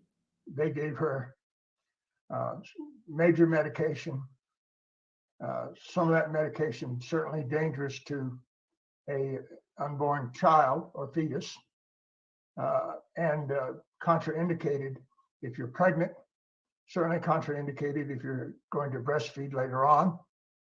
And that medication was started without finding out whether or not she was pregnant. He says eventually hospital staff learned Treviso was pregnant, but didn't tell her before she went to the bathroom. He argues she should have been monitored during this time. This is a classic instance. The female feels the need to go to the restroom. Maybe we better check and make sure she's not delivering a baby. I mean, you just don't allow that kind of thing if you know what you're doing. They did, and they didn't bother to tell her. Mitchell also stresses Treviso gave birth alone. So this is a situation in which the hospital failed her, the nurses and doctors failed her, the office of the medical investigator has failed her. When asked why Treviso put her baby in the trash can, Mitchell echoes what Treviso says in body camera video. Lexi, I told you about this. I just asked you, baby, to tell me the truth. It was not crying or nothing. The baby was dead. She took her baby I know and I'm not at liberty to get into that. I need to save that for our experts and stuff to discuss. And I really don't want to tip off the state of New Mexico to what my client might say. But let me put it this way. People would be very pleased with the actions that she took and the way she handled the situation, despite the fact she's on major pain medication, is in total shock and in a state of panic. She still tried to do the right thing by her baby. I'll tell you that much. And that baby wasn't put in the trash right away. As Law and Crime Network reported, an autopsy conducted by the Office of the Medical Investigator showed the baby's death was not consistent with a stillbirth, finding he had air in his lungs. Mitchell says the results can't necessarily be trusted. I'm obviously going to have another expert look at that. I don't know if that's true or not, because I don't have much confidence in OMI.